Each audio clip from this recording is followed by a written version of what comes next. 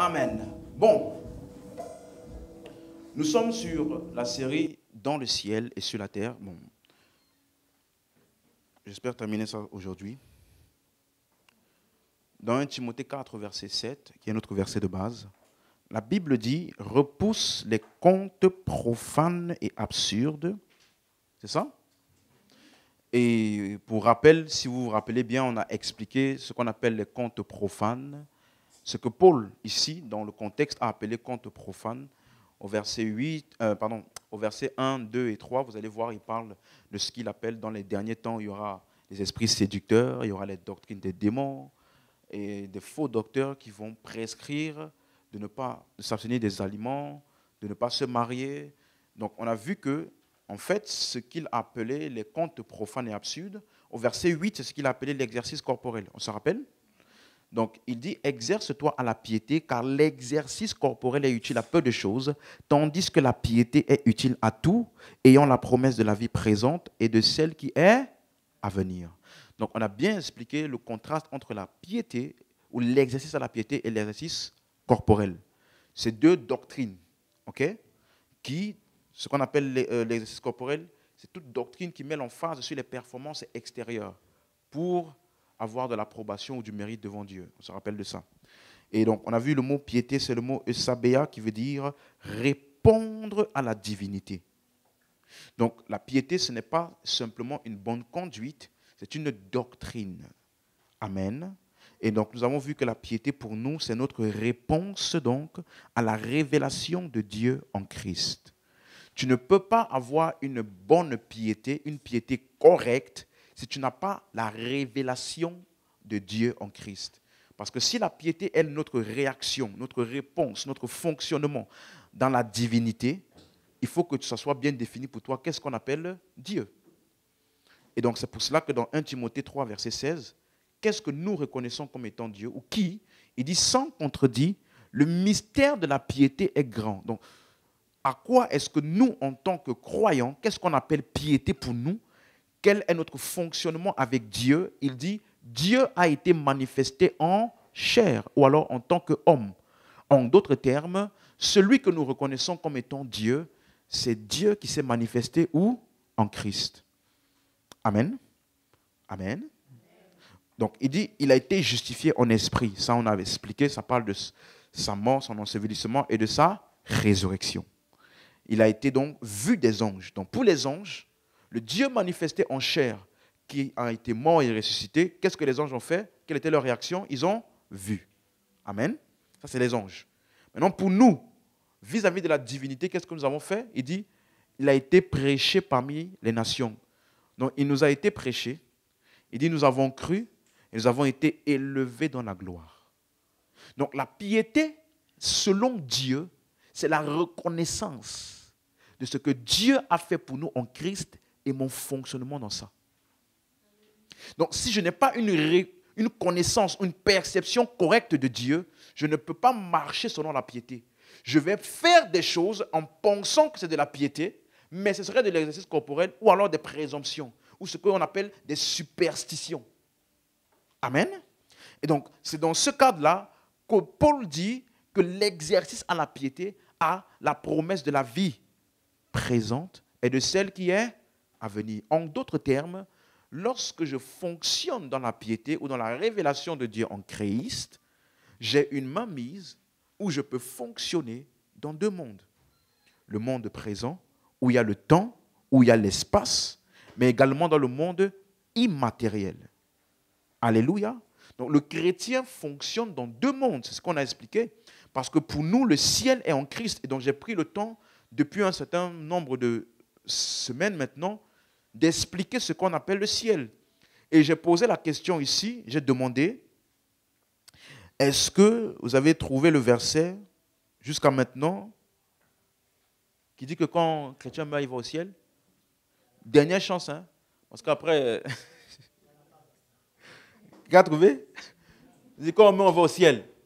Quelqu'un a trouvé le verset comme ça? Quand un chrétien meurt, il va au ciel. Nulle part dans la Bible, mais si populaire. D'où ça vient? Jésus a dit, je te donnerai les clés du royaume des cieux. Il dit ça à quelqu'un qui est sur la terre. Il dit, ce que tu liras étant où?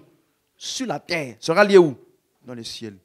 Ce que tu délieras sur la terre sera délié où? Dans le ciel. Donc, j'opère au ciel étant sur la terre. Donc, le ciel ne peut donc pas être un endroit éloigné quelque part loin de moi. Parce que comment opérerais-je au ciel étant sur la terre? Donc, en d'autres termes, ça veut dire que ce que nous appelons le ciel doit être redéfini. C'est pour ça que je vous ai dit que Paul, par exemple, il n'a pas beaucoup utilisé le ciel, il a utilisé l'expression céleste.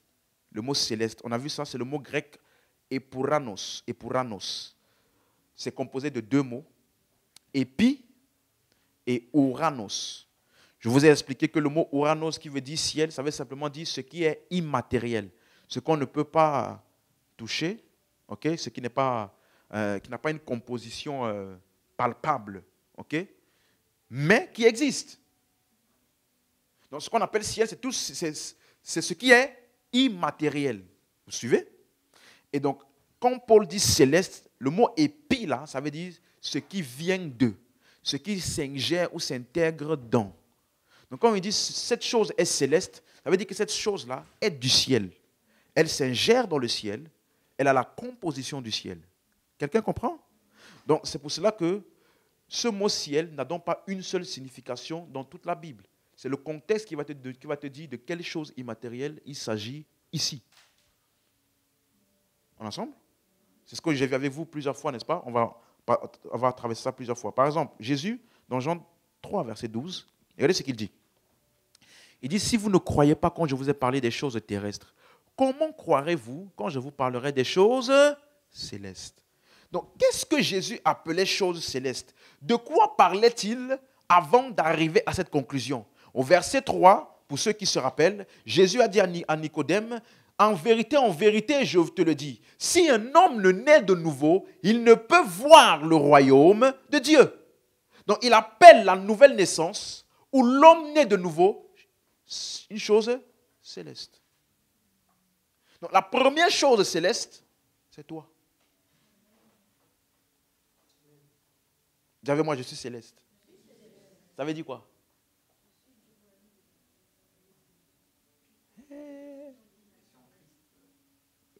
Oui, mais ça veut dire quoi? Quand tu dis je suis céleste là, tu es en train de mettre l'emphase sur quoi?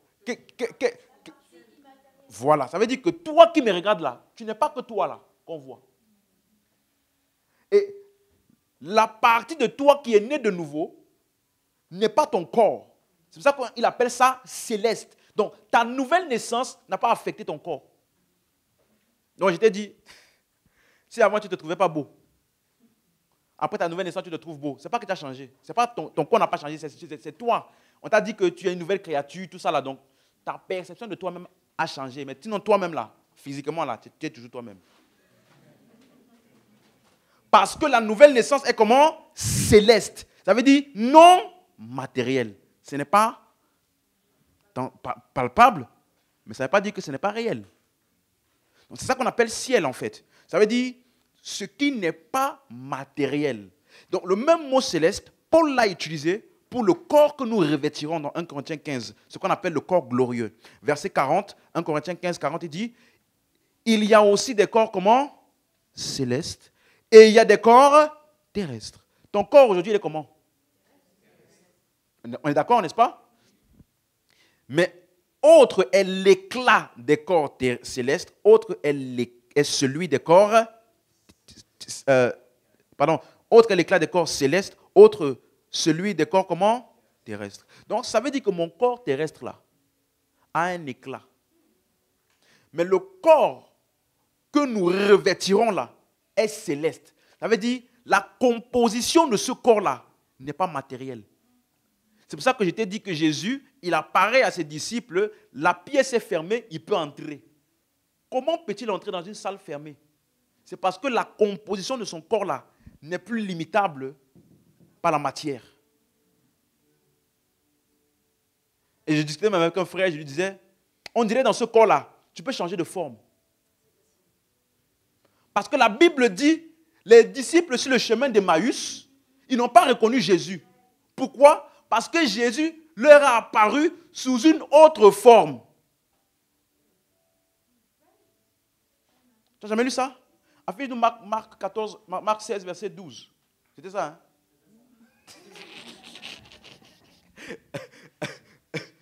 Il dit, parce que quand tu lis dans Luc, n'est-ce pas, on te dit juste que les disciples n'ont pas reconnu, mais tu ne sais pas pourquoi ils n'ont pas reconnu.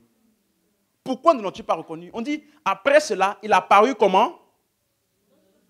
À qui? À 2 d'entre eux qui étaient sur le chemin pour aller à la campagne. Donc, pourquoi les disciples n'ont pas reconnu Jésus? Parce qu'il a eu une autre forme. Maintenant, quand il est apparu à ses disciples, il a dit à Thomas, voilà le trou. Mets ton doigt. Donc, il a encore changé. Il a apparu sur une forme où il y avait un trou dans ses mains. Donc ça veut dire que notre corps, là, on peut décider. On peut décider s'il y a un trou ici. Trou ici. Non, ça, je n'ai pas encore vu. Mais, c'est pour dire quoi? Que la composition de ce corps-là n'est pas comme ton corps physique. Amen. Donc, quand on dit ciel ou alors céleste, ça veut dire quoi? Ce qui est non matériel. Mais ça peut décrire plusieurs choses. C'est le contexte qui nous fait comprendre de quelle chose immatérielle il est question ici. Tu as compris? En ensemble? Regardez notre texte, Éphésiens 1, verset 3, où il nous explique maintenant ce que nous avons reçu en Christ. Le jour où tu as reçu Christ, les bénédictions que tu as reçues en Christ, il appelle ça bénédiction spirituelle. Il dit, béni soit Dieu le Père de notre Seigneur Jésus-Christ, qui nous a bénis de toutes sortes de bénédictions. Comment? Où? Dans le céleste. Donc, les bénédictions que tu as reçues quand tu as reçu Jésus-Christ là, rien n'est physique. Paul appelle ça quoi? Bénédiction? Donc, nouvelle voiture, ce n'est pas bénédiction. Parce que ça là, on peut toucher ça. Donc, tu ne peux pas dire, je suis maintenant en Christ, voilà pourquoi j'ai changé d'appartement. Ce n'est pas une bénédiction en Christ. Parce que les bénédictions en Christ sont spirituelles dans le céleste. Ta maison n'est pas dans le céleste. Nous, on voit ça. Oui ou non? Donc, c'est pour cela que les bénédictions que nous avons en Christ ont donc une forme, une composition qui s'ingère dans le ciel. C'est pour ça qu'il appelle ça céleste. Et une d'entre elles, verset 19, regardez ce qu'il explique maintenant. Quelle est envers nous qui croyons l'infinie grandeur de sa puissance, se manifestant avec efficacité par la vertu de sa force. Donc, il t'explique que nous avons une grande puissance infinie à notre disposition en Christ. Mais est-ce que tu sais que tu peux avoir toute la puissance là, mais tu ne sens rien? Tu ne sens pas que tu as la puissance en toi. Mais c'est là, parce que ce n'est pas physique, c'est immatériel. Tu es avec moi? Regarde maintenant verset 20. Il a déployé en Christ en le ressuscitant des morts et en le faisant asseoir à sa droite. Où? Donc Christ aujourd'hui est assis où? Dans le lieu céleste. À droite. C'est écrit à sa droite ou c'est écrit à son côté droit? Donc, sa droite, ça ne veut pas dire son côté droit. Parce que Dieu n'a pas de côté droit. Mais la droite, ça parle de sa position d'autorité. Parce que dans l'Ancien Testament, quand tu voyais la droite, Dieu, il a étendu sa droite, le verset d'après, il a étendu sa puissance. Donc, la droite, c'est le lieu d'où jaillit sa puissance, sa force, son autorité. Donc, aujourd'hui, c'est en Christ que toute la puissance de Dieu est déployée. Quelqu'un comprend? Donc, ça veut dire que l'autorité de Christ aujourd'hui n'est pas physique. Elle est dans le céleste. Quelqu'un comprend maintenant?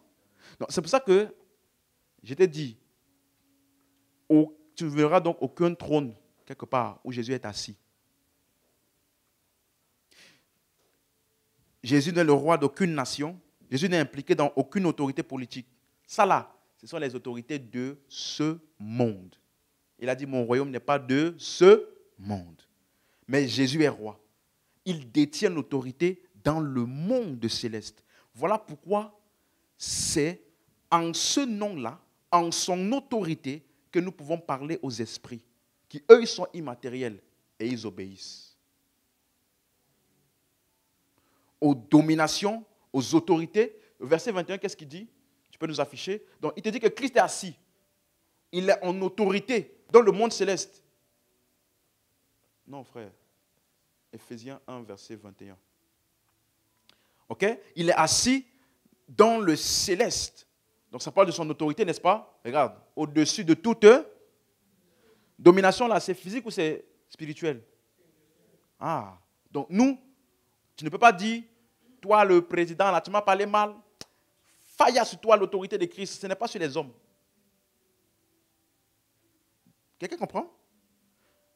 Toute autorité, toute puissance, toute dignité, tout nom qui peut se nommer, seulement dans le siècle présent, mais dans le siècle à venir. Est-ce que c'est clair? Donc l'autorité de Christ, elle est spirituelle, sur les êtres spirituels et aussi sur les cœurs des hommes, qui est aussi immatériel. C'est pour ça que tu prêches l'évangile et le cœur de la personne accepte l'évangile et est introduit dans le royaume. Tout ça, ça se passe où? Dans l'invisible. La personne peut être devant toi. Elle n'a même pas bougé, mais elle vient de changer de royaume. Parce qu'elle a reçu l'évangile. Mais physiquement, elle n'a pas bougé. C'est ça l'autorité en Christ. Dis amen. Donc, c'est pour cela qu'il te dit maintenant dans Éphésiens 2,6 que nous sommes assis ensemble avec lui. Ça encore, c'est encore plus bizarre. Parce que toi, tu es là, mais tu es assis où? Tu vois? Donc, tu es au ciel, et puis on te dit, tu vas aller au ciel. Comment? Donc, tu vas aller où? Il y a un deuxième ciel après le ciel là auquel tu es? Parce que le ciel dans lequel nous sommes, c'est là où il y a Christ. S'il y a un autre ciel là-bas où il n'y a pas Christ là-bas, moi, je ne vais pas aller là-bas. Parce qu'il dit, dans le céleste où? En Jésus-Christ. Le céleste dans lequel nous sommes là, c'est là où il y a Jésus-Christ. S'il existe un autre ciel là-bas où il y a autre, moi, ça ne m'intéresse pas. Donc, si toi, tu vas aller au ciel, bon voyage. Quelqu'un comprend ce que j'explique? Donc, nous sommes assis. Donc, si tu es assis là-bas, ça te montre donc que le ciel, ce n'est pas une planète quelque part. C'est là où tu es. Donc, et c'est immatériel, non physique. Donc, je peux être couché physiquement, mais je suis assis au ciel. Je peux être en train de marcher physiquement, mais je suis assis au ciel. C'est-à-dire, je suis positionné dans ma position d'autorité ensemble avec Christ.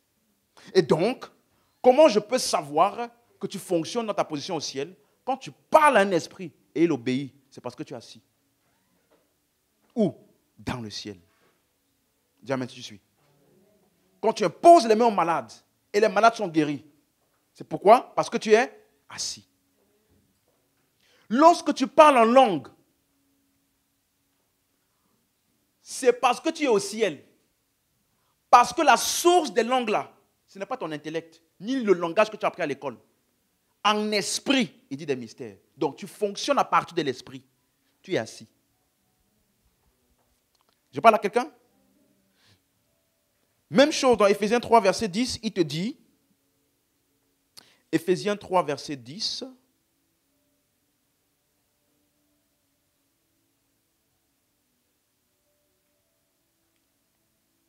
afin que les dominations et les autorités dans les lieux célestes connaissent aujourd'hui par qui? Quoi? La sagesse infiniment variée. Donc, les autorités et les dominations, on parle de qui ici?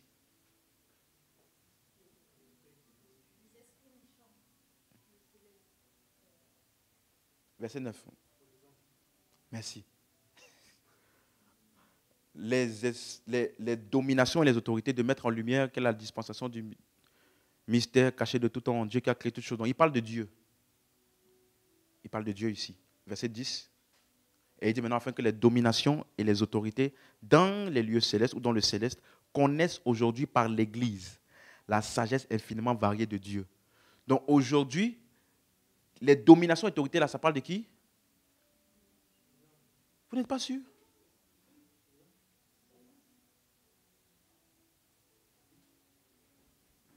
Suis-moi.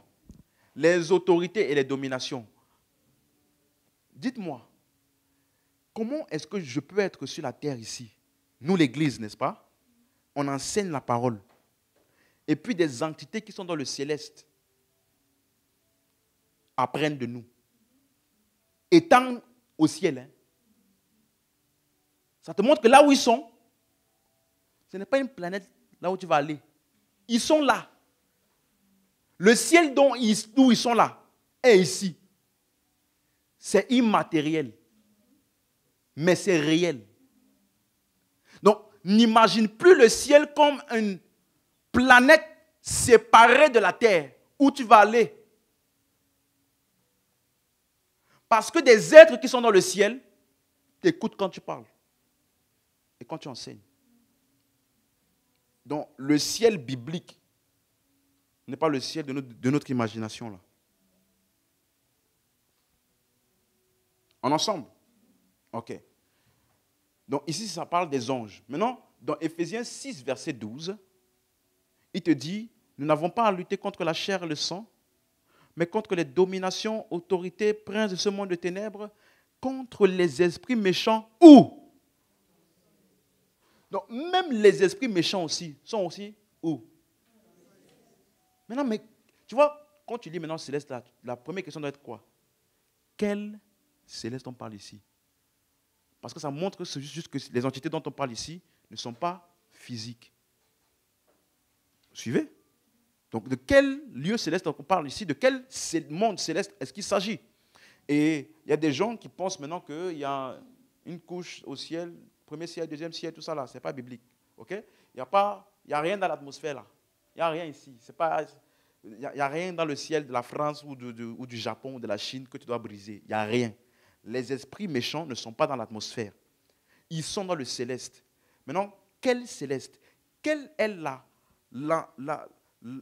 l'entité ou alors le lieu, si je peux appeler ça comme ça, immatériel dans lequel ces esprits méchants opèrent?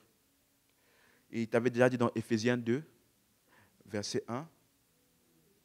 Merci. Il dit, vous étiez morts par vos offenses et par vos péchés, n'est-ce pas? Regardez ce qu'il dit, verset 2. Dans lesquels vous marchiez autrefois, selon le train de ce monde, c'est le même mot, hein? Selon le prince de la puissance de l'air. Là-bas, on a vu quoi? Le prince de ce monde de ténèbres. Ils sont dit le prince de la puissance de l'air. De l'esprit qui agit où? Dans. Donc, de la même manière qu'en toi, là, il y a le céleste qui est en Christ, parce que c'est immatériel. Dans l'incroyant aussi, il y a aussi l'immatériel là-bas, démon. Donc, là où ils opèrent, ce n'est pas là-bas dans le ciel, c'est dans les hommes. Parce que la manifestation la plus claire du diable, c'est à travers les hommes. Si tu veux localiser le royaume des ténèbres, ce sont les hommes. Dis Amen. Est-ce qu'on est clair? Donc, quand on parle de ciel, tu dois te questionner de quel ciel il s'agit. De quelle entité immatérielle on est en train de parler ici. Si tu as bien compris mon exemple là, ça veut dire que en toi, en Christ, c'est le ciel. Il nous a bénis de toutes sortes de bénédictions spirituelles dans le céleste où? En Christ. Et le Christ là est où? En toi.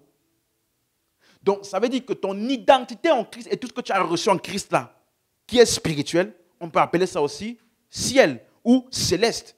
La joie est céleste. Oui, parce que ce n'est pas palpable, mais c'est réel. La foi est céleste. Amen. Hein? La paix est céleste. La sagesse est céleste. La direction divine. Toi-même, tu es céleste. Donc, si tu comprends ça, les textes qu'on va lire maintenant, là, Hébreux 8, verset 5. Si tu as là, donne-moi l'amen. Ok, Hébreux 8, verset 5. Lesquels célèbrent un culte, image et ombre des choses célestes. Donc, ici, il parle de la loi et du tabernacle que Moïse a construit. Il te dit que dans la loi, là, ça célèbre un culte et une image et ombre des choses célestes. Dès que tu vois ciel céleste, tu vas te poser quelle question? Ok, donc ici, là, il te dit donc que selon que Moïse fut divinement averti lorsqu'il allait construire le tabernacle. Donc ça veut dire que le tabernacle que Moïse a construit, suis-moi bien, était donc une image de quelque chose de céleste. Le tabernacle n'était pas céleste. Mais c'était pour imager quelque chose de céleste. Donc, ça veut dire que tout ce qu'on faisait là-bas n'était pas céleste.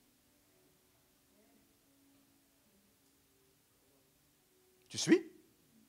Mais c'était une image de ce qui est céleste. Et c'est pour ça que quand tu lis maintenant le livre de Hébreux, tu comprends donc que ce que Moïse avait vu, qui est céleste là, et qu'il a reproduit ou préfiguré en construisant le temple là, tu me suis bien?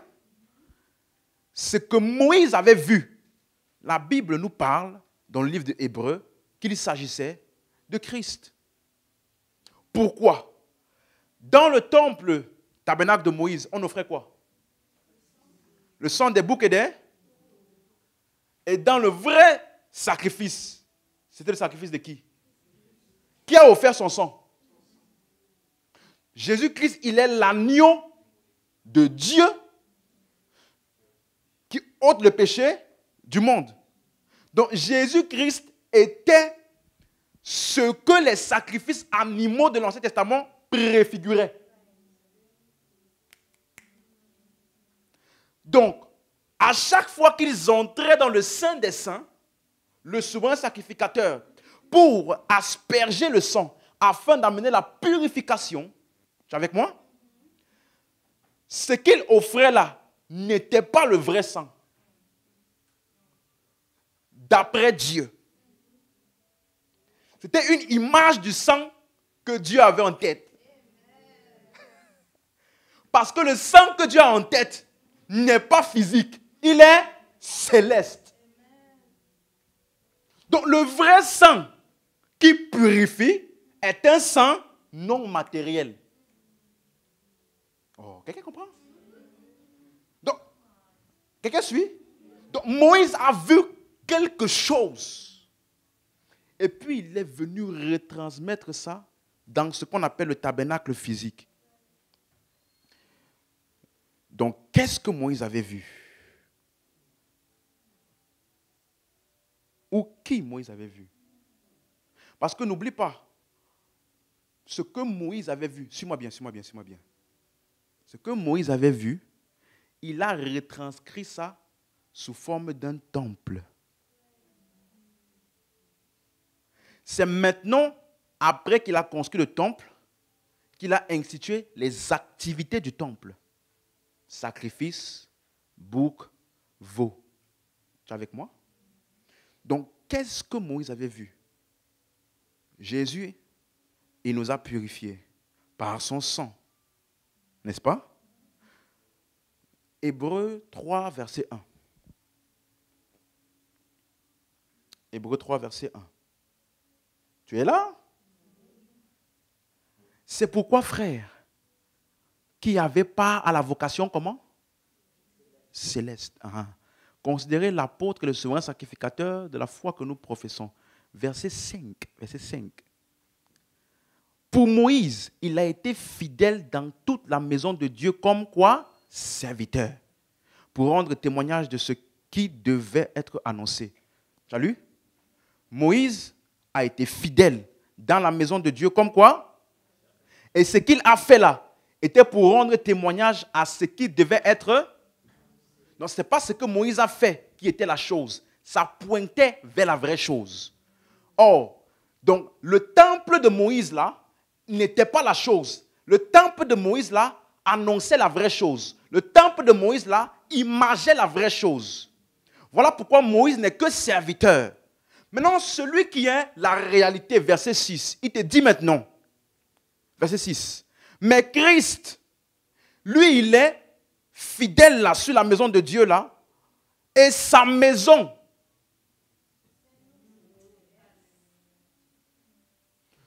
Donc Moïse avait vu qui là-bas? Qui est-ce que Moïse avait vu? Et puis, il a imagé ça sous forme d'un temple. L'homme en Christ. C'est pourquoi c'est dans cet homme en Christ, écoute-moi, que Christ est entré et il a versé son sang qui a purifié le temple. Et la Bible te dit maintenant à toi et à moi, ne savez-vous pas que votre corps est la maison où Jésus est entré purifié par son esprit? Désormais, tu es devenu le temple pur de Dieu. Là où Dieu habite et là où son esprit a trouvé un repos éternel. Ce que le temple de Salomon, le temple de David, le temple de Zorobabel, aucun d'eux n'a pu faire ça. Donc, tu es plus saint que tous les temples saints de la terre. C'est pour ça que le sang de Jésus n'est pas matériel. Le sang physique des boucs là était une image du vrai sang. Qui est quoi? Son esprit.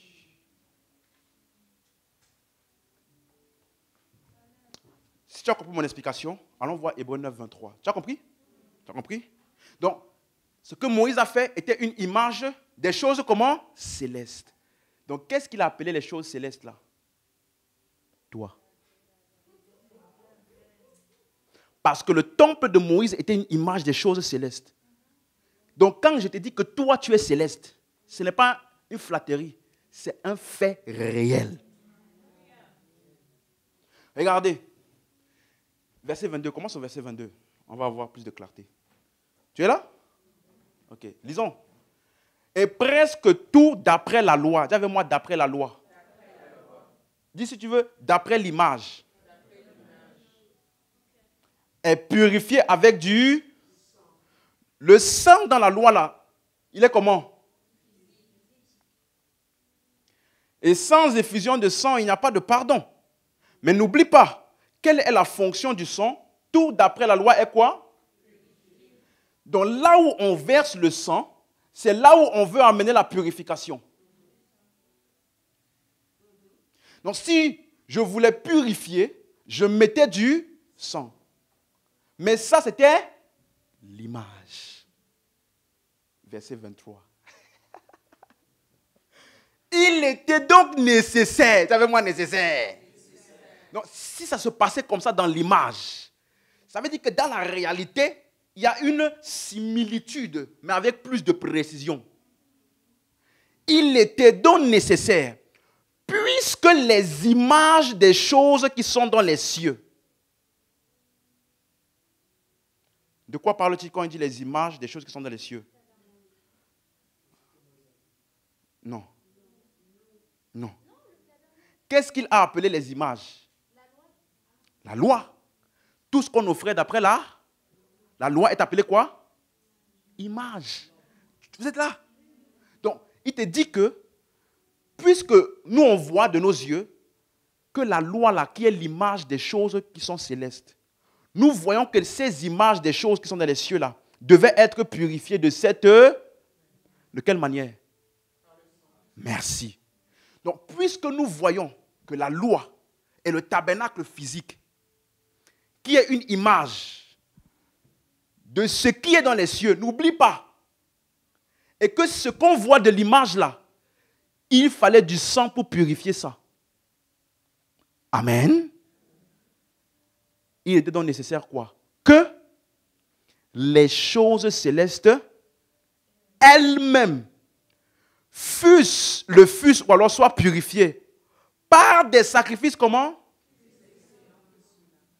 Donc, le sacrifice qui a purifié les choses célestes n'est pas le sang des boucs et des veaux.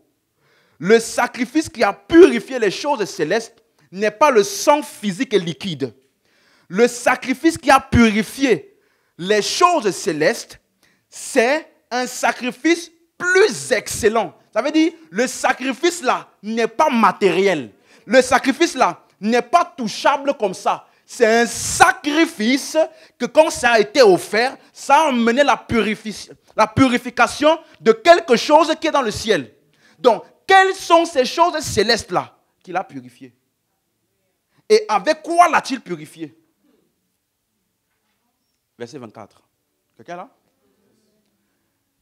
Maintenant, il t'explique maintenant, en termes plus clairs. Car Christ n'est pas entré dans un sanctuaire fait de main d'homme. C'est quel sanctuaire ça? Tabernacle, Moïse, Ancien Testament. Donc, le sanctuaire fait de main d'homme, c'est ce que les hommes ont construit.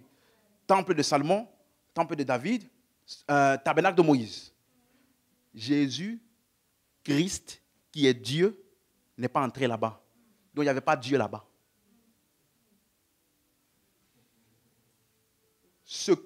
La seule chose de Dieu qui était ça, c'était que c'était une du. Donc, à chaque fois que tu vois le temple de Salomon, le temple de David, de Moïse, c'était juste pour te dire, je ne suis pas le vrai. Je suis qu'une imitation du vrai. Donc, Christ n'est pas entré dans le faux. Il est entré dans le véritable. Quel est donc le véritable sanctuaire qu'il a appelé céleste, où Christ est entré? Mais il est entré. Donc, quel que soit l'endroit où Christ est entré, l'endroit là, on appelle ça quoi? Le ciel. On va découvrir, hein? Mais n'oublie pas, quand il est entré dans le ciel, il a versé son sang, c'était pour amener quoi? La purification.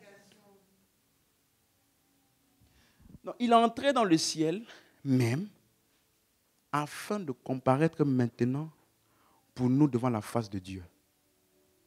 Donc, voici ce que ça nous fait comprendre. C'était pour nous. Qui est le bénéficiaire? Nous.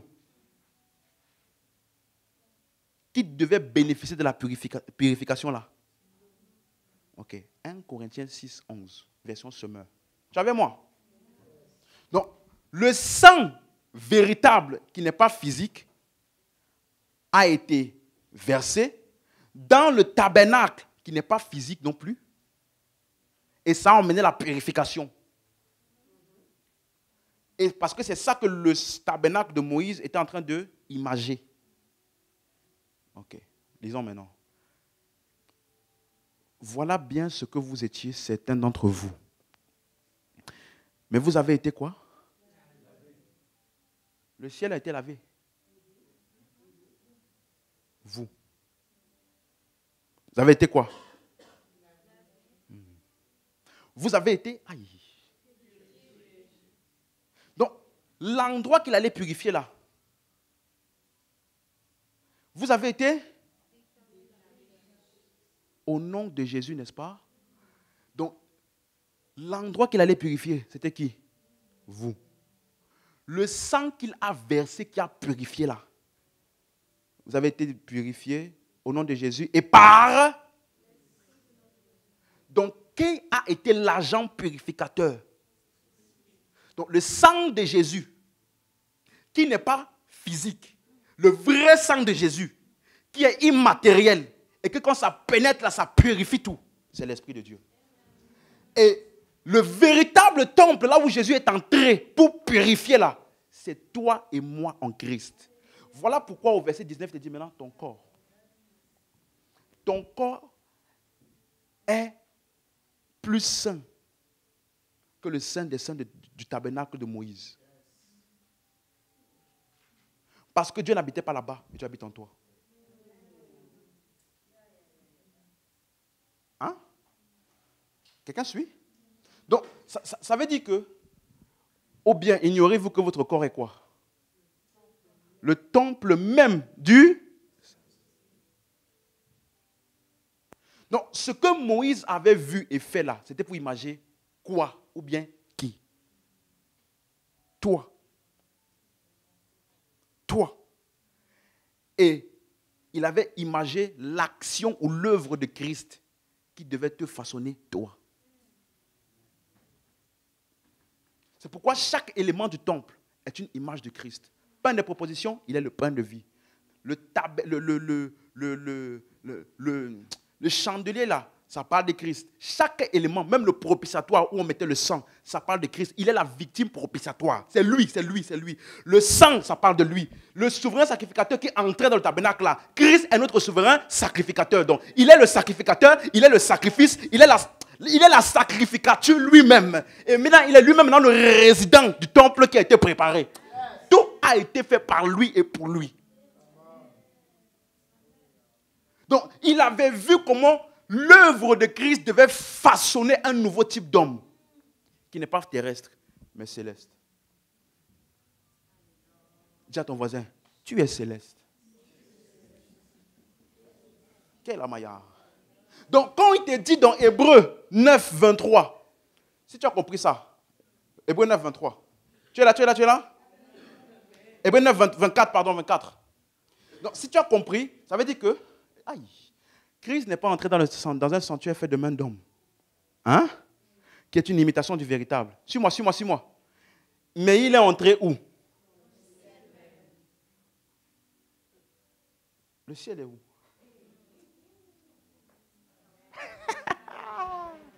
Oh, j'aimerais aller au ciel, à Nouvelle-Jérusalem. Moi, je l'aime, je vais y aller. Tu veux aller où? Tu veux aller là où tu es? Est-ce que tu sais que ça là, écoute-moi, c'est ça que tous les patriarches de l'Ancien Testament, ils soupiraient après ça. La Bible dit que Abraham, donne-moi Hébreux 11, verset 9. La Bible nous dit que Abraham, normalement, il avait reçu la promesse d'une terre promise, n'est-ce pas? Dieu lui a dit, quitte ta patrie, quitte ta maison, va dans la terre que je te montrerai. Et apparemment, quand tu lis l'histoire dans l'Ancien Testament, c'est comme si la terre promise là, c'est quoi? Canaan. Oui. Donc, il dit, mais regarde ce qu'il dit ici. Quand tu lis Hébreux 11, tous les versets, on est d'accord, n'est-ce pas? Ça parle de tous les héros de la foi qui ont eu la foi en l'œuvre de Christ à venir. C'est ce qu'on a vu. La ferme assurant des choses qu'on... Or, qu'est-ce qu'ils espéraient? Christ. La démonstration de celle qu'on ne voit pas. Qu'est-ce qu'on ne voyait pas encore? L'œuvre de Christ à venir. Donc, tout ce qu'ils ont fait était en vue de ça.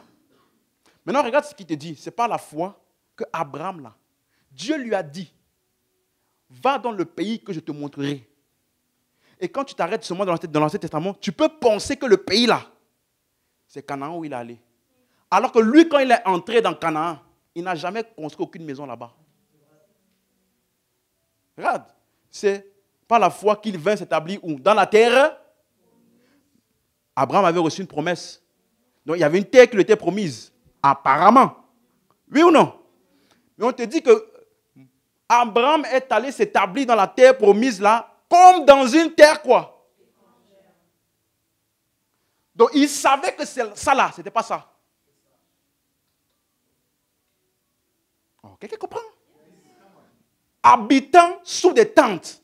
Est-ce que tu vas mettre des tentes dans un endroit où tu comptes rester permanemment? Non. Donc il savait que la terre dont Dieu l'avait promis n'était pas là où il était. Et ce n'est pas que lui, ainsi que Isaac et Jacob. Qui sont-ils? Les co-héritiers de la même promesse. Donc eux aussi, ils ont cru en la même promesse en laquelle Abraham a cru. Voilà pourquoi ils ont regardé la terre promise là comme un lieu temporaire. On n'appartient pas à ici. Mais donc ils cherchaient quoi? Quelle était la promesse à laquelle il aspirait? Je n'ai pas avancé? Verset 10. Car il attendait la cité, suis-moi bien, qui a de solides fondements. Celle dont c'est Dieu lui-même qui est le bâtisseur de ça. Une cité qui, du début à la fin, a été bâtie par l'œuvre de Dieu lui-même. Donc, Abraham avait une promesse d'une terre promise dont il a compris que la terre promise n'était pas la terre promise. Il a compris que la terre promise était une terre dont Dieu est le constructeur. Et donc, étant venu dans la terre promise, il a continué son chemin parce qu'il savait que ce n'était pas la terre promise. Parce que la terre promise là est physique. Tu peux voir ça. Alors que ce dont Dieu parle est céleste. Dieu est l'architecte de ça. Donc, avant que j'en avance, j'ai une question. Vous qui pensez que Moïse, il a raté quoi en fait? Oh, Moïse n'est pas entré là-bas à Canaan, il n'a pas vu le pays. Il a raté quoi? Toi qui pensais que Moïse avait échoué, il avait été... Frère, tu penses vraiment que quelqu'un peut rater, puis Dieu lui dit, va mourir. Il dit, Moïse, parce que tu as frappé 2 fois là, va mourir. Ça veut dire, je n'ai même pas la capacité d'arrêter ta vie. Il faut que tu décides d'aller mourir. Et puis quand il est parti là, on n'a jamais retrouvé son corps. Moïse a raté quoi? Il savait que là-bas où ils allaient là, il n'y avait rien là-bas. Il n'a pas jugé plus que ça d'aller perdre son temps là-bas. Parce que tout ce qu'il avait fait à faire pour le peuple d'Israël, il a fait. Il a préparé Josué. Laisse-moi aller dans la vraie terre. Tu ne crois pas? Lis la suite, verset 14. Regarde, hein. Eux tous là, ils attendaient une cité, n'est-ce pas? Regarde la cité là. Ceux qui parlent ainsi, ils montrent qu'ils cherchent une patrie. Le mot patrie, suis-moi bien. Ça ne veut pas simplement dire un pays. Ça veut dire lieu de naissance, pays d'origine. Donc, ils cherchaient une nouvelle origine, une nouvelle naissance. De la part de Dieu. De la part de Dieu. Parce que cette naissance-là, de ce pays d'où ils vont venir là, c'est Dieu qui est le constructeur de ça. Aucun homme n'a engendré ça. Ils cherchaient tous une patrie. Quelle patrie? Verset 15. Verset 15. S'ils avaient en vue celle d'où ils étaient sortis, ils auraient eu le temps d'y retourner. La suite. Mais maintenant, ils en désirent une quoi? C'est-à-dire, qui n'est pas matériel. Donc, n'importe quel pays physique où ils sont allés, ils ont mis des tentes parce que ce n'est pas ça qui leur était promis. La cité où ils voulaient aller là, on dit maintenant c'est pourquoi Dieu n'a pas honte de ça, d'être appelé leur Dieu, car il leur a préparé une cité. Le mot cité là, c'est le mot polis en grec. Ça veut dire un peuple. C'est utilisé pour une ville, mais c'est surtout utilisé pour les habitants d'une ville. Donc, ils cherchaient tous une patrie. Ça veut dire qu'on devait dire, tu viens d'où? Quel est ton pays ou ton lieu de naissance? Dieu. Parce qu'ils voulaient la patrie, donc c'est Dieu qui est le constructeur et l'architecte. Donc, ils voulaient qu'on te dise, d'où es-tu originaire? Pas de terrain. Abraham ne voulait plus dire, je viens de terrain. Je viens de la patrie. Mon lieu d'origine là, c'est en Dieu. Et c'est pour ça que la patrie là, elle est céleste. Donc, quelle est cette patrie? Où est-ce qu'il voulait être? À quoi est-ce qu'il aspirait? Quelle est cette cité dont Dieu est le bâtisseur? Hébreux 12, verset 22. Version Martin. Mais vous, eux, ils ont soupiré après ça. Nous, on n'a même pas soupiré. On est arrivé, on a cru, on a enterré. Hey, vous êtes venus à la montagne de Allah. À la cité que Abraham cherchait. À la Jérusalem céleste. Donc, le Jérusalem dont on lui a promis, il savait que ce n'était pas ce qui est sur la terre là. C'est une Jérusalem céleste. Et on te dit que c'est à ça, c'est à là que tu es arrivé. Si tu veux ça en un terme plus concret, on appelle ça en Christ. Si quelqu'un est, il est la nouvelle création que Abraham voulait être, dont l'origine est Dieu et dont la construction est uniquement l'œuvre de Dieu. Nous avons été créés en Jésus-Christ. Nous sommes son ouvrage, ayant été créés en Jésus-Christ. Donc, toi et moi, nous sommes la cité là, en Christ, que Dieu voulait bâtir. Voilà pourquoi dans cette cité, verset 23, il te dit, à l'assemblée et à l'église des premiers-nés. Ou bien, dans la version correcte, c'est l'église du premier-né. Il n'y a pas plusieurs premiers-nés. Il n'y a jamais plusieurs prototypes. Le mot premier-né, c'est le mot prototokos. Il y a un seul prototype et tous les autres sont à l'image parfaite du prototype. Donc, nous sommes approchés. La Jérusalem céleste là, c'est tous les nés de Dieu qui ont été engendrés dans le premier-né. Et eux tous là, ils sont écrits dans les cieux. À Dieu le juste juge de tous et aux esprits des justes. Voilà ce qui est au ciel, ton esprit. Donc, ton corps est sur la terre, mais ton esprit est au ciel. Or, ton corps et ton esprit ne sont pas séparés. Donc, le ciel et la terre.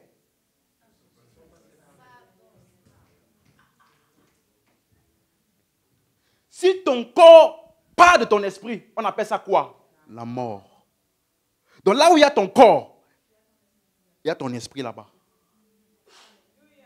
Donc c'est pour cela que ton corps est ta partie visible. Et ton esprit est ta partie invisible. Et c'est pour ça que l'homme en Christ là est ce que toute la création voulait imager. Le ciel et la terre. Le ciel qui est ce qui est élevé, divin, invisible, loin. Et la terre, c'est ce qu'on voit. Donc quand la Bible dit au commencement, Dieu créa le ciel et la terre. Il ne parlait pas du ciel-ci, ni de la terre-là. Il était en train de dire, dans mon plan, au commencement était la parole. C'est-à-dire, le plan de Dieu depuis le commencement, c'était de créer l'être qui est la jonction entre le visible et l'invisible, entre le matériel et l'immatériel, entre le divin et l'humain. On appelle si quelqu'un est, c'est toi. Donc, ça veut dire que maintenant, dis à ton voisin, tu es au ciel.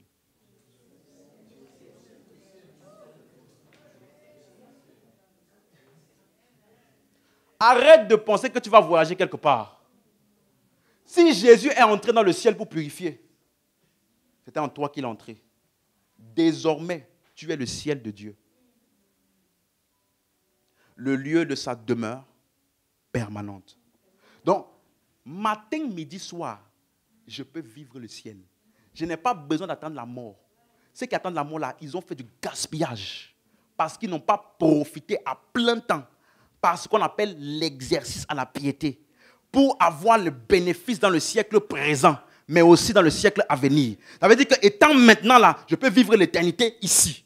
Si je sais comment fonctionner dans la piété.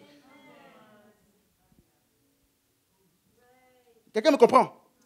Donc, aujourd'hui, quand on dit ciel, tu dois savoir de quel ciel est-ce qu'on parle.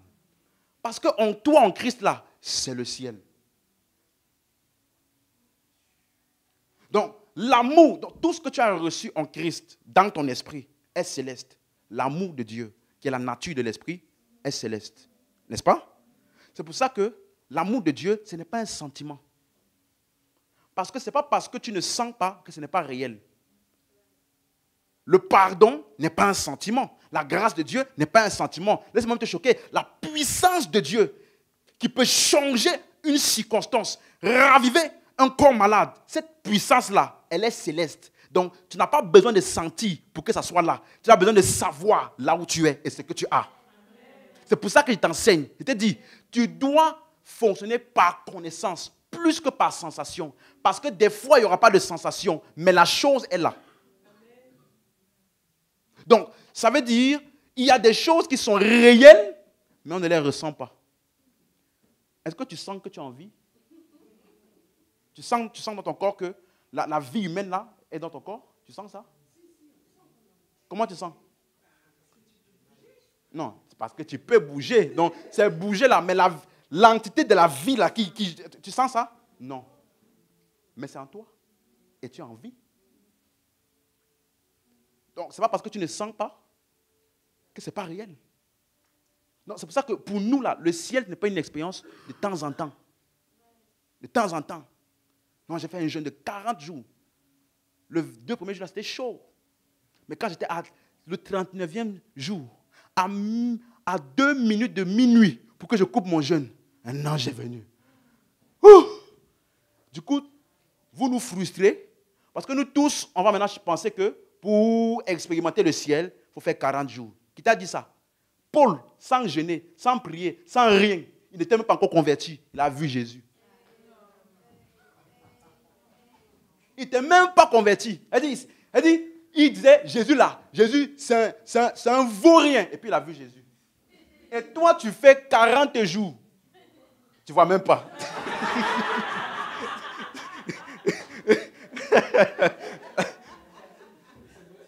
Tu vois? Les 40 jours. Je me rappelle, il n'y a que ma femme qui peut se rappeler de ça. Un jour, j'étais fâché. Pourquoi les gens, tout le temps, j'ai lu les livres, ils ont vu Jésus, ils ont vu ceci. Et pourquoi moi, ma vie spirituelle, j'ai l'impression que ça n'a pas percé. Je suis rentré à la maison, je suis fâché. Chérie, je vais fermer la chambre. Prends toutes tes affaires pour 3 jours. Tant que je n'ai pas vu Dieu, je ne sors pas. Un jour. 2 jours. Après, elle m'a même dit qu'elle venait guetter à la porte si c'était pas moi là-bas. Parce qu'au début, elle entendait beaucoup de bruit. Seigneur. Et puis, calme. 3e jour.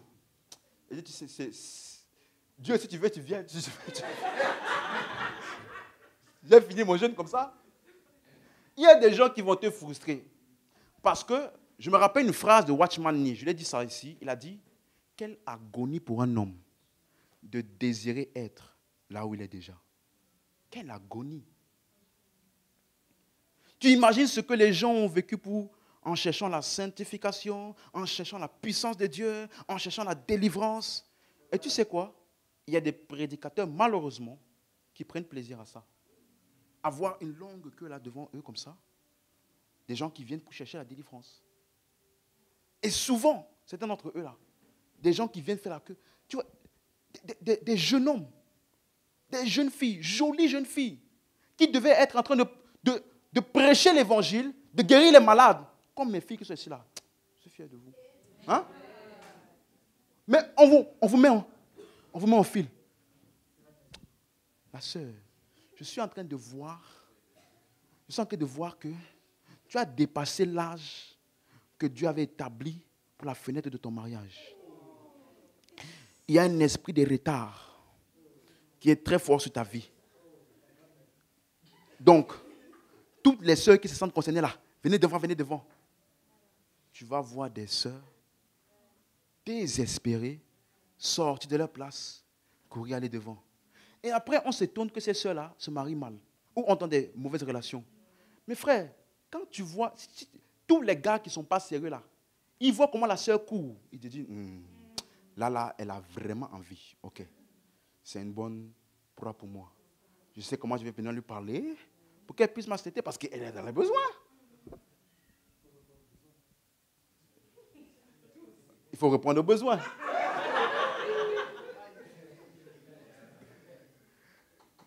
Tu vois, c'est à cause de ça qu'il y a beaucoup, aujourd'hui, ils ont fait des erreurs monumentales.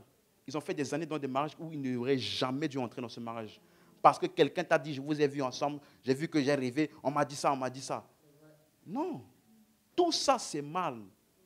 Et beaucoup de fois, c'est de la superstition. Si tu as un âge avancé, ma soeur, qui a défini l'âge de retard? Qui a défini ça? Quelle société? C'est écrit dans quel livre? Je ne sais pas. Qui a mis que si tu as dépassé cet âge-là, ça veut dire que tu es en retard. Qui a défini ça? Quelle agonie de désirer être là où tu es déjà. Et moi, j'ai rajouté, quelle agonie de chercher à avoir ce que tu as déjà. Quelle agonie de chercher à devenir ce que tu es déjà. Quelle agonie. Beaucoup de croyants, ça peut choquer ce que je vais dire, hein, mais au lieu de faire les parcours de délivrance là, ils ont juste besoin, pour certains, hein, d'un bon conseiller en finance. Et l'esprit de retard de son business là va partir.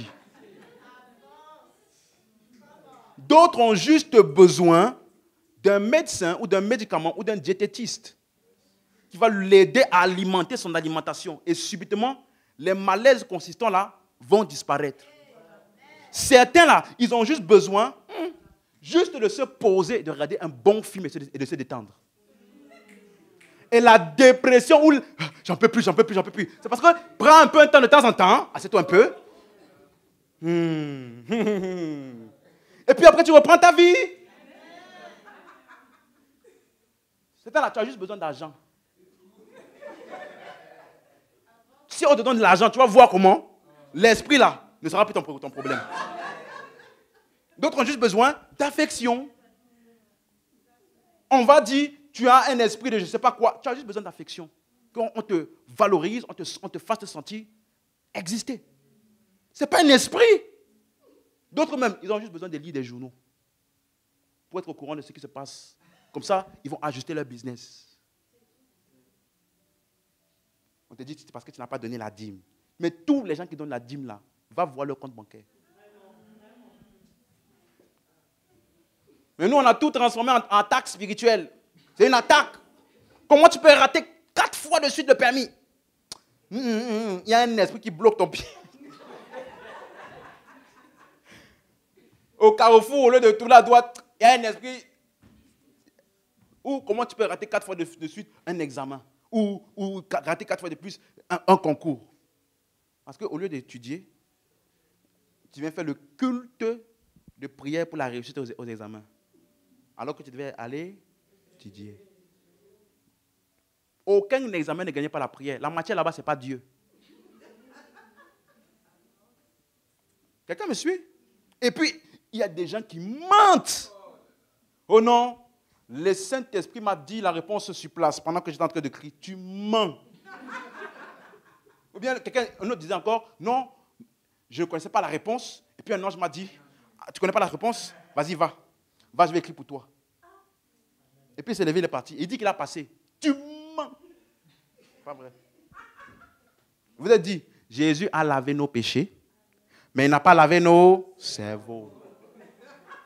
Donc quand on te dit les choses là, il ne faut pas avaler sans réfléchir. Tu me suis? Dis à ton voisin, tu dois réfléchir. Ah oui. Parce que c'est là, des intellectuels, des personnes qui réfléchissent, mais subitement quand ils rentrent dans un bâtiment comme celui-ci, leur cerveau s'envole. Il lit des textes au passé, on lui dit c'est le futur, il dit Amen. Tu as été délivré de la puissance des ténèbres. Donc tu as besoin de délivrance. Et toi aussi tu dis Amen. Tu vas dire Amen comment? On te dit tu as déjà été délivré. Mais subitement le passé devient le futur. Ça ne te dérange pas. Amen. Donc les gens qui font ça, ah non, mais on a des résultats. Ok. Ce n'est pas parce que tu as des résultats que tu es dans la vérité. Ah oui. Parce que certaines personnes, la prière qu'on doit faire pour eux, c'est simplement reçois le bon sens. Comment ça agit normalement? Ce que tu dois faire naturellement. Je me rappelle un frère, il ne cherchait pas le travail. Mais il venait tous les jours, culte de prospérité. Dès qu'on disait, qui ici a besoin du travail? Dès que donner la semence, il donne. Et puis il déclare. Il y avait même dans cette église-là une porte comme ça qu'ils ont fait en bois. Ils ont mis devant l'autel. Ils ont ouvert la porte comme ça. Viens rentrer dans la porte de ta prospérité. Et toute l'église passait comme ça dans la porte. Et puis le frère là lui aussi passait dans la porte. Et puis il s'étonnait. Je ne comprends pas. Pourquoi j'arrive pas à prospérer? Je dis, tu as déposé combien de CV? 1. Mais tu es tous les jours à l'église de la porte de la prospérité. Ça veut dire qu'on a tellement tourné nos cerveaux que ce qui est censé être du bon sens, on n'arrive plus à le faire. Pourquoi? La religion a déformé notre système de raisonnement. Tu es intéressé par la sœur, au lieu de venir dire, bonjour la sœur, ça va? Est-ce qu'on peut discuter? Oui, ça va, ok. Chez là-bas. Aïe. Je viens de sortir d'une vision. Dieu m'a montré. Eh Seigneur, si tu fais ça, de toute façon, on va te chasser là.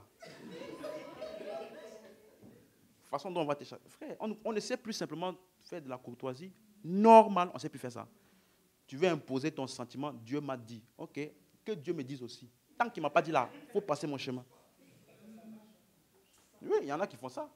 Mais est-ce que vous comprenez? Donc tout ça, c'est pour dire, ce n'est pas parce que tu as des résultats, ce n'est pas parce que on t'a donné mouchoir, huile, je ne sais pas quoi, et on a spiritualisé ça, et que tu as eu des résultats, ça ne veut pas dire que c'est la vérité.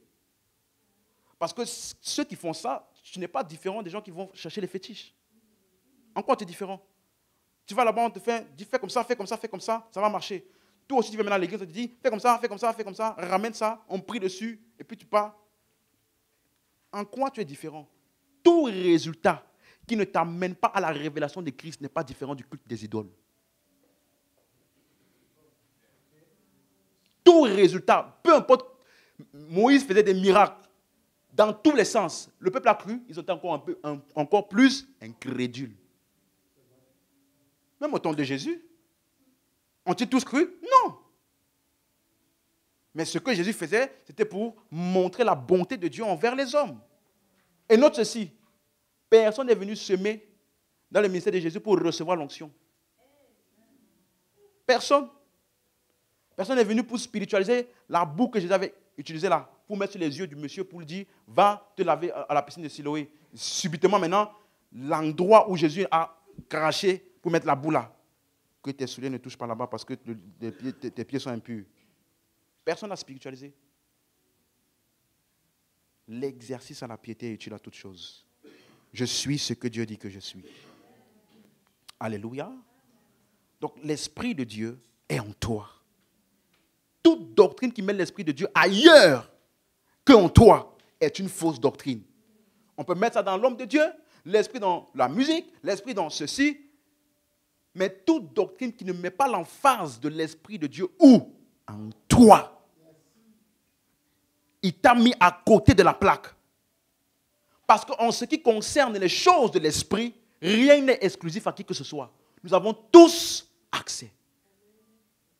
Amen. Et je prie et je crois que dans quelques temps, dans le corps de Christ en France, en Europe, des centaines de milliers de simples croyants sans titre, pas les pasteurs, des simples croyants sans titre, ils vont marcher dans une telle puissance de Dieu, marcher naturellement dans le surnaturel. Pourquoi? Parce qu'au fur et à mesure que la parole de Dieu qui nous révèle notre identité est répandue, les hommes et les femmes se lèvent et fonctionnent naturellement dans ça. Et les choses que nous pensions que c'est exclusif à quelques-uns là, ça sera le commun parmi nous. Même le nouveau converti fonctionnera dans ça. Amen. Ne laisse personne te frustrer. Tu es là où tu dois être. Dieu est en toi, tu es en Dieu. Ah mais pasteur, pourquoi je prie? Quand je prie, là, est-ce que je viens devant Dieu? Non. Quand tu pries, qu'est-ce que tu fais? Tu pratiques sa présence. Tu pratiques. Ça veut dire, tu prends avantage du fait qu'il est en toi et tu communies dans la divinité. Parce que désormais, tu es partie intégrante de la divinité trinitaire. Il t'a intégré, toi et moi, en lui. On appelle ça la communion avec le Père en Christ. Amen. Il n'y a plus de Dieu sans toi. Il n'y a plus de toi sans Dieu. C'est sur cette conscience que nous prions. Et nous savons que des choses arrivent. Et donc pour terminer, il y a donc deux choses majeures qui empêchent les personnes de fonctionner pleinement dans les choses de l'esprit. Et dans tout ça qui est à notre portée, la culpabilité ou le sentiment d'indignité, et deuxièmement, l'offense. Parce que quand il y a des offenses dans un rassemblement, c'est ce que Paul dit dans 1 Corinthiens 11, 17, vous allez vous réunir, non pas pour devenir meilleur, mais pour devenir pire. Vous comprenez? Donc, certains sont divisés les uns contre les autres, et tu sais quoi? Le flot de la gloire de Dieu ne coulera pas. Pourquoi? Parce que nous sommes le récipient de sa gloire. Donc c'est ce que nous faisons qui donne expression. Si nous ne coulons pas dans ça, ça ne coulera pas. Quelqu'un comprend? Nous sommes les récipients de sa gloire. Et donc, c'est pour cela que nous prenons beaucoup de temps, en tout cas dans cette église, pour enseigner sur la marche dans l'amour. Amen. C'est vrai? C'est vrai? C'est important. Si nous voulons voir de plus en plus de manifestations plus excellentes et plus grandes de sa gloire, il faut que nous marchions dans l'amour. Parce que ça nous permet de fonctionner le cœur léger dans tout ce qui est à nous. Tu ne vas pas recevoir une parole pour quelqu'un et puis la parole là va être filtrée. Je reçois pour toi que le Seigneur dit ceci, ceci, ceci. Quand tu as fini de dire là, tu réagis maintenant pour toi. Voilà pourquoi tu dois changer. Arrête ça. Ce que tu as fait avant-hier là, c'est ça, là, ce n'est plus Dieu. Donc, quand ton cœur est dans l'offense, ça peut déformer même les choses que tu reçois pour les gens. Alléluia. C'est pour ça que tu dois être conscient de ta responsabilité. Vous vous rappelez ce que j'enseignais? Il y a des gens que Dieu a déjà établis pour être ta réponse. Donc, si lui là, il n'est pas aussi conscient de sa responsabilité qu'il a de communiquer aux autres ce qu'il reçoit de Dieu pour les autres, il peut aussi lui-même être un frein pour les autres. Donc, quand il y a l'offense, ça ne gêne pas que nous seulement. Ça gêne aussi nos assemblées entières. Mais je déclare par la gloire de Dieu, par la grâce de Dieu, pardon, plus de manifestations de sa gloire. Parmi nous. Non seulement parmi nous, mais à travers chacun de nous. On va témoigner ça. Écoute-moi, hein. Tu vas rentrer dans des endroits, tu n'as pas besoin de prier, rien de tout. Juste ta présence. Juste ta présence. Des entités vont commencer à s'agiter. Parce que le ciel de Dieu est arrivé. Le royaume de Dieu est entré dans la place. Et donc les ténèbres ne peuvent pas le contenir, ni subsister. Ils n'ont d'autre choix que de lâcher place. C'est notre partage au nom de Jésus. Le deuxième point qui nous empêche souvent de fonctionner librement dans ça, c'est le sentiment d'indignité, sentiment de culpabilité. Il y en a, tu reçois que quelqu'un vient te parler, je suis malade, j'ai ceci, j'ai cela. Et puis, au lieu de fonctionner, de prier, tout ça, tu appelles le pasteur. Pourquoi vas-tu appeler le pasteur pour prier pour quelqu'un alors que le même Saint-Esprit dans le pasteur est en toi? Ça veut dire que tu as juste un sentiment d'indignité. Tu ne te sens pas digne, ni qualifié pour ça. Quelqu'un comprend? Donc, ça veut dire, il y a des gens, dès qu'il y a un événement qui se passe ou quelque chose auquel tu es confronté, ce n'est pas fait exprès, mais ton passé t'envahit subitement. Ton passé t'envahit. À chaque fois que tu veux faire quelque chose d'audacieux, ton passé t'envahit. Pourquoi? Tu dois régler ça. Ça n'a aucune place en toi. Aucune place. Amen. Je me rappelle une sœur comme ça. C'est le pasteur Christ qui nous racontait cette histoire. Elle cherchait à avoir un enfant. Et elle avait tellement essayé beaucoup de choses. C'est une chrétienne, née de nouveau. Elle a arrêté de venir à l'église pendant un moment. Elle est partie voir un féticheur. On lui a donné un gris-gris et des rituels à faire. Elle a fait ça quelque temps. Tellement qu'elle s'est sentie culpabilisée, elle a arrêté. Et elle avait honte de venir voir son pasteur. Parce que son pasteur enseigne la grâce et la suffisance de Christ. Du coup, elle est partie chercher qui? Un prophète. Le prophète lui a dit, aïe, aïe, aïe, aïe, c'est un sort terrible que tu as contacté là. Tu dois faire 40 jours de jeûne et de prière pour briser ce sort et briser cette alliance-là. Qu'est-ce que tu en penses? Qu'est-ce que vous en pensez? Est-ce qu'il y a un sort? Il n'y a pas de sort. Même si elle a fait les rituels là, il n'y a rien.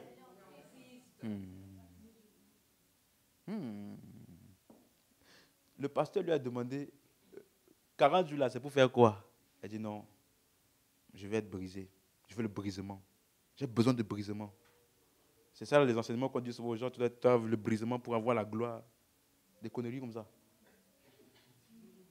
Le pasteur lui a dit, tu veux quel genre d'autre brisement? Tu es déjà brisé, la sœur.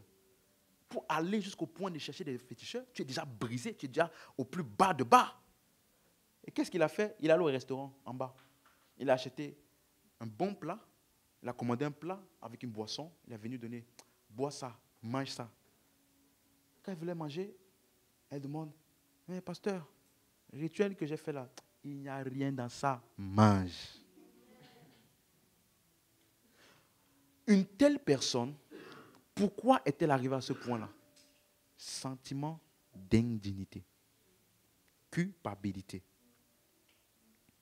Est-ce que tu es avec moi? Quand tu tombes dans le péché, écoute-moi, rappelle-toi qui tu es en Christ. Rappelle-toi, dis-le à toi-même qui tu es en Christ. On n'a pas dit confesse tes péchés. La confession des péchés ne change rien pour Dieu et ne change rien pour toi. Non, en fait même, ça change pour toi. Ça t'amène dans la culpabilité. Parce que ça te ramène à ta mémoire les péchés que Christ a déjà pardonnés. Quand tu tombes dans le péché, rappelle-toi où tu es en Christ. Je suis assis avec lui. Nous avons un avocat auprès du Père, Jésus-Christ le juste. Tu dois te rappeler et te dire à toi-même. Amen. Apocalypse 1, verset 10.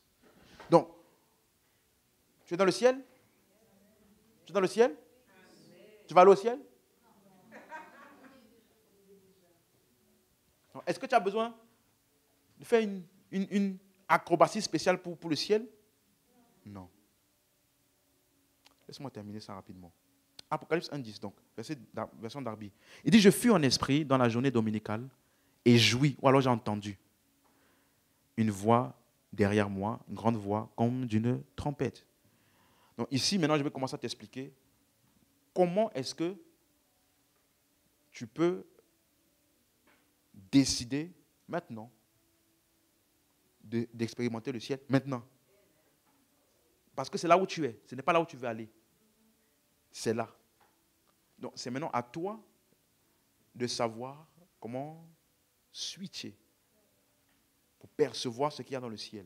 Ici, il te dit, je fus en esprit. Le mot je fus là, c'est le mot ginomai en grec, ça veut dire saisir, entrer dans. Ok? Et je vous ai dit que c'est un acte de la volonté. C'est utilisé lorsque Jésus a dit, lorsque Jean a dit par exemple, la parole a été faite chair. Le mot faite là, c'est le mot ginomai. Donc c'est Dieu qui a décidé d'entrer dans la dimension matérielle. Donc ça veut dire que ici, Jean est en train de dire, j'ai switché en esprit. Et qu'est-ce qui s'est passé? J'ai entendu. Donc ici maintenant, tu peux entendre des sons du ciel. Voir dans le ciel. Étant où? Sur la terre. Donc, tu peux switcher parce que tu es dans le meilleur des deux mondes. Donc, je peux être en train de parler avec toi maintenant, comme ça m'arrive souvent, et puis, je perçois quelque chose dans l'esprit. Ou je ressens quelque chose dans l'esprit. Et sans avoir besoin de... il faut que j'aille prier, il faut que j'aille dans un endroit fermé. Non. Maintenant, là où je suis, je traite ça. Comment je switch? Kemanozo, Ibragada. Parce que celui qui parle en langue, 1 Corinthiens 14, verset 2, il ne parle pas aux hommes, mais il parle à Dieu, mais c'est en. Donc, dès qu'il parle en langue, il est entré où? Il a commencé à fonctionner où? Donc, ça veut dire que je n'ai pas besoin de couper tout pour que je vais maintenant me concentrer. C'est là que, non, tu peux switcher. Le ciel est là où tu es. En fait, plus tu grandis dans cette conscience-là, même ton langage change. Tu vas parler comme Jésus. Je suis venu à vous, c'est le royaume de Dieu qui est venu à vous. Il dit, si je viens là et que je chasse les démons, le royaume de Dieu est venu à vous. Qui était venu à eux? Lui. Donc, je fonctionne constamment, naturellement, dans le ciel. Donc, plus je parle en langue, je switch. Et puis, subitement, je commence à voir, je commence à ressentir, je commence à percevoir, et je n'ai pas quitté là où je suis. Et des fois même, je n'ai même pas arrêté ce que je faisais. Pourquoi? Parce que je suis conscient de là où je suis. J'étais en esprit, je fus en esprit. J'ai switché en esprit et j'ai commencé à entendre. Dis avec moi, je parle, j'entends et je vois. C'est ça qui s'est passé à la Pentecôte. Tout le monde a entendu, tout le monde a vu, tout le monde a parlé. Donc, quand il s'agit de fonctionner, de couler dans les choses célestes, que nous avons dans les choses de l'esprit, c'est toujours plus simple de commencer par le plus facile pour toi. Parce qu'ils sont tous dans l'esprit, n'est-ce pas? Donc, pour moi, en tout cas, pour nous, la plupart d'entre nous, le plus facile, c'est de parler. Tu commences à parler en langue. De là où viennent les langues, là, il y a tout là-bas aussi. Il y a les visions, il y a les révélations. Donc, comme tout est au même endroit, un mènera à l'autre. Quelqu'un comprend ce que j'explique? Tu vas du plus facile et à partir de là, tu coules dans tout le reste. Tu peux être en train de conduire et tu switches. Tu peux être au travail et tu switches. Et puis tu peux même être quelqu'un me disait une fois, oh, je ne me suis pas réveillé, je n'ai pas eu le temps de faire mon temps de prière. Et alors, le ciel a voyagé comme tu n'as pas prié le matin? Dieu a quitté en toi comme tu n'as pas prié le matin? Non, pendant toute la journée là. Fonctionne. Parle à Dieu. Est-ce que tu sais que tu peux prier plus de 10 heures par jour sans avoir besoin d'aller dans une montagne? Je l'ai fait plusieurs fois. Et je n'ai pas voyagé, je ne suis pas allé nulle part, je n'ai arrêté aucune de mes activités. Pourquoi? C'est ça la beauté de ce qui est notre partage. Nous sommes dans le ciel et sur la terre.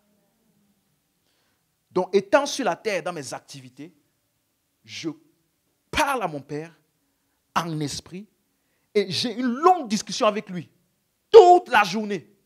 On aura pu traiter les choses dans le passé, puis traiter les choses dans le présent, et puis dans les jours à venir, tu commences à voir des choses se manifester. Pourquoi? Tu as réglé ça.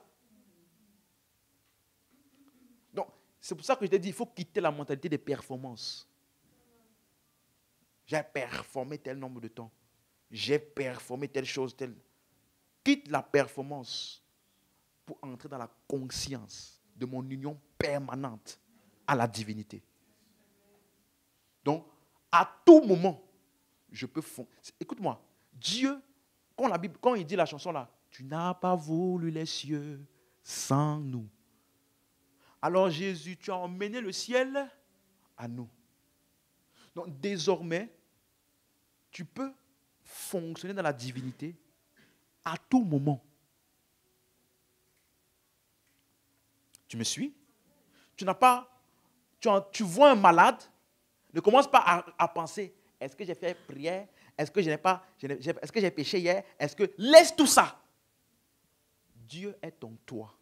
Et sa puissance est en toi. Permanemment. Impose la main.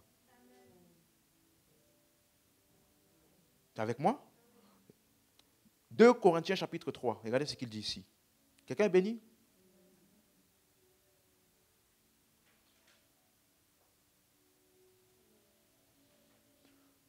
Ce n'est pas à dire que nous soyons par nous-mêmes capables. Dis avec moi capables.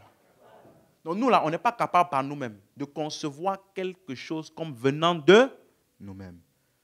Le mot qu'il utilise ici, c'est ce mot-là, capable ou suffisant. C'est le mot ikanos. Ikanos en grec, ça veut dire être qualifié pour une tâche, être suffisant en capacité. Donc il te dit, nous ne sommes pas capables de concevoir quoi que ce soit comme venant de nous-mêmes. Mais, notre capacité, suis-moi, notre qualification, ce qui me fait qu'à chaque fois que je dois performer, je me sens qualifié et je sais que j'ai la qualification, ça ne vient pas de moi-même. Notre capacité nous vient de qui? De Dieu. Et qu'est-ce qu'il a fait? Verset 6. Il nous a aussi rendus capables. Tu es capable. Sa capacité est déjà disponible et à l'œuvre en toi. C'est à toi de coopérer en agissant. Jésus a dit, le Père agit, moi aussi j'agis. Dieu agit en toi afin que toi tu agisses. Tu n'as pas besoin de sentir. Tu dois juste savoir. Alléluia.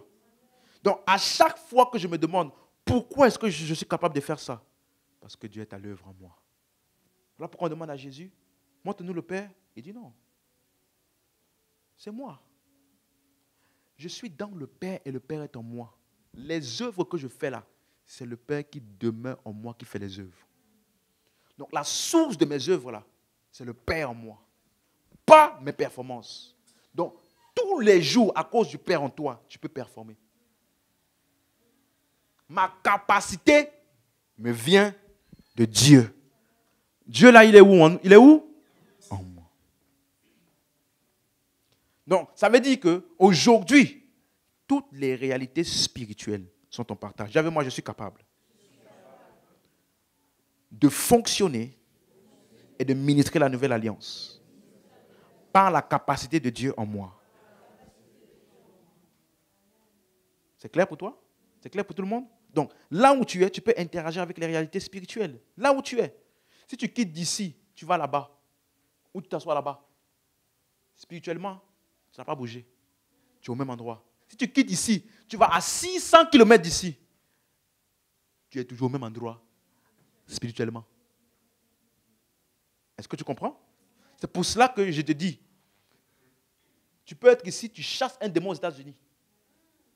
Parce que le céleste dans lequel le démon est là, là-bas, là, il est sous nos pieds. Nous sommes assis avec Christ au-dessus. Que ce soit aux États-Unis, peu importe l'endroit. Quand je parle, il obéit. Pourquoi? C'est l'immatériel. Et c'est notre partage constamment. Donc, quand tu manges, tu es là. Quand tu dors, tu y es. Quand tu te réveilles, tu y es. Quand tu jeûnes, tu y es. Quand tu n'as pas jeûné, tu y es. Christ en moi, l'espérance de la gloire. Amen. On peut se lever, on peut se lever. J'espère que tu es béni par cette série. Hein?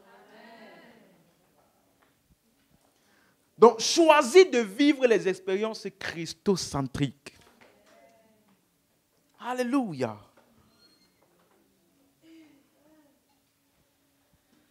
Donc, fais de la prière un avantage. Attends, asseyez-vous, asseyez-vous. Pardon, j'ai oublié de vous donner un verset. Fais de la prière un avantage. OK? La prière te permet de gagner en conscience de là où tu es et de fonctionner librement dans ça. C'est pour ça que tu vas lire, par exemple, dans Luc 3, verset 21.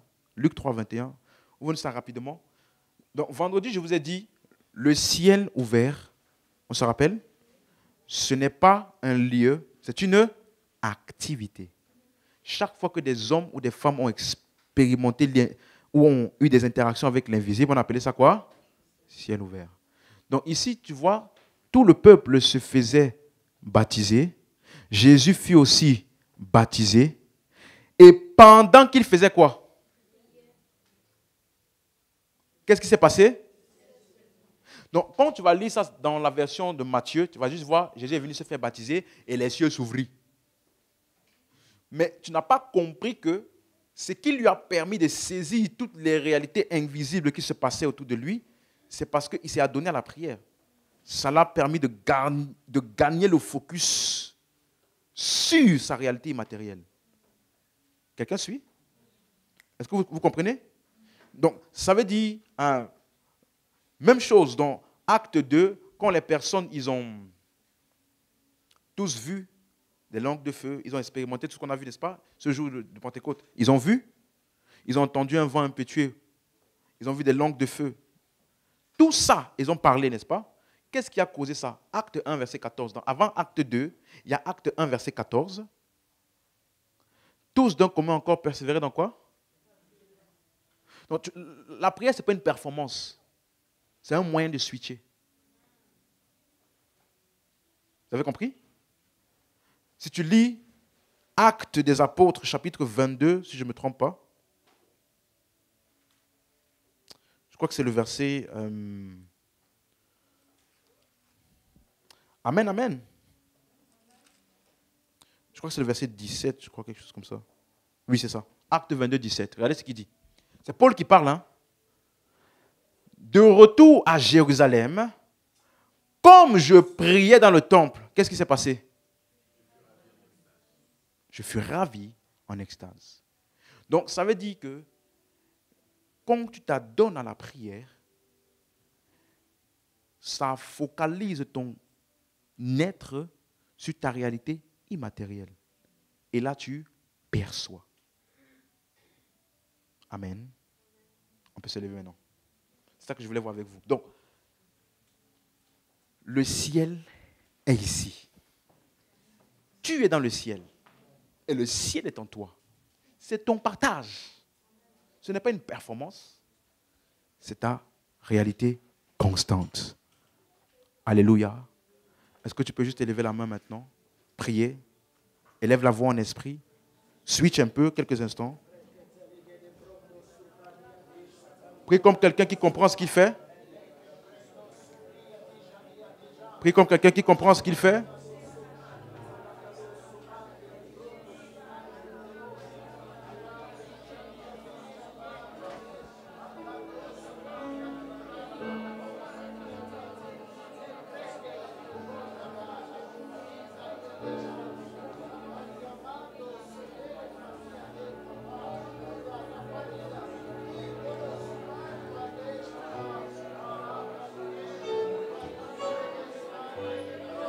Manda sopa le gava de la pousa.